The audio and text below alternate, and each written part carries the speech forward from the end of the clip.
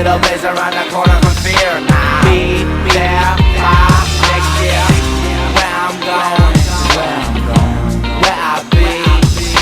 Just a little further and I'll be right there. And then they'll all see. Alright guys, what's going on? I'm Tim Kelly. This is The Real Sports Talk. Thank you for tuning in. Please check out h4-entertainment.com. Andy Reid has been let go as Eagles head coach. You guys know that throughout the last few years I've been calling for this as an Eagles fan. I think that it's been beyond time and that I've killed national media members who really do not actually watch the Eagles games. They might see the box score, they might see the highlights, but they don't see that that this was time and it was time to move on.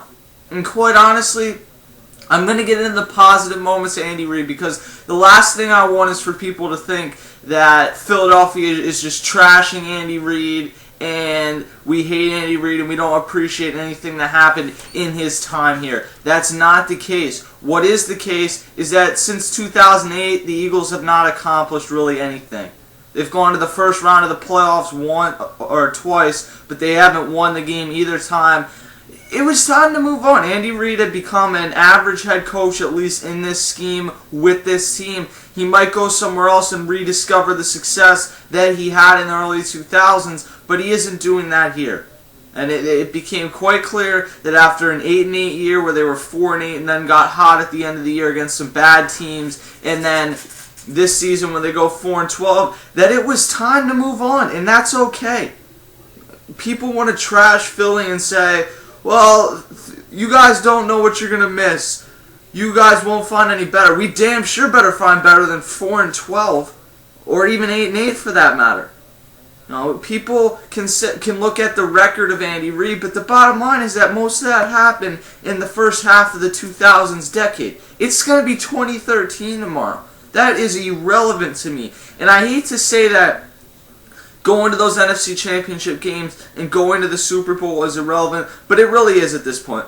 You can tell me that, well, Andy Reid took your team to a Super Bowl 9 years ago now. 9 years ago. You know, there becomes a point where that isn't part of, like, what... It isn't part of your case to stay here anymore. Look at Lovie Smith in Chicago, who was just fired. He went to a Super Bowl in 2006. And I understand that Lovie didn't accomplish the same amount of things as Andy Reid, but Andy Reid had not been to a Super Bowl in 9 years, and ultimately in Philadelphia, we won a Super Bowl more than anything, and Andy Reid, it became clear, was not the person to do that. The point where I really look at, and I honestly say this, is where Andy Reid really lost it as a head coach was when his mustache went from red to white.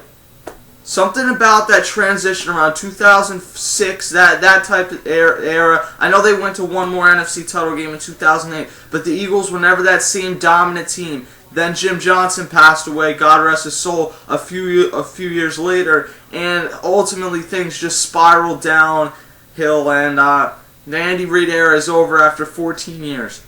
I do appreciate everything that Andy's done because pretty much throughout my entire life of watching football, Andy Reid has been the head coach of this team. So for me to sit here and trash Andy Reid and not appreciate some of the really good stuff that he has done would be wrong. Andy Reid did a lot of great things here.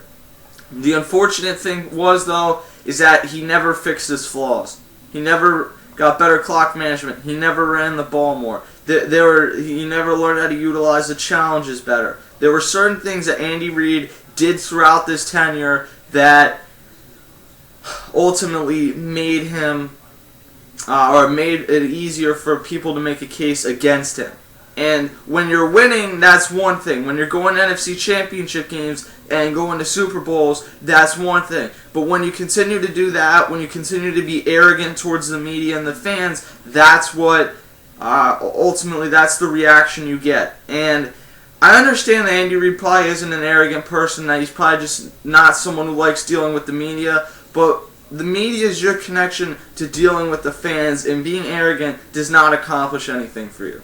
I think that what I would say about Andy Reid's tenure here is that he was a very good head coach, but there is no way you could convince me that he was a very good head coach throughout the entire time period here, because throughout the last 5 years he really hasn't been. And there's no way in how you can convince me that Andy Reid is a great coach. You see these national talking heads or hosts of NFL shows like Chris Berman, Brian Billick's been one of them. All these people just, oh, Andy Reid's a great coach. Philly, you don't know what you're missing. Where were these people last year when the Giants wanted to fire Tom Coughlin, who's won a Super Bowl? Where were they then? That doesn't make any sense to me. Brian Billick said the other day that if the next coach wins 4 Super Bowls, he won't be a better coach than Andy Reid. Explain that one to me. My point is that national people are guilty of just looking at the record and not seeing the flaws that Andy Reid also had. We appreciate the record, and I understand that Andy Reid did have a lot to do with that, but then there were flaws. He hadn't drafted well, he didn't run the ball enough, and that's ultimately what caused the Andy Reid era to end. Philly may never live this down. This may be one of the things held against Philly, but the bottom line is that if you're going to be realistic and you're going to be fair, it was time to move on, and Philly was right all throughout this time. I'm Tim Kelly. This is a Real Sports Talk. I'll see you guys later. Just a little ways around the corner from fear.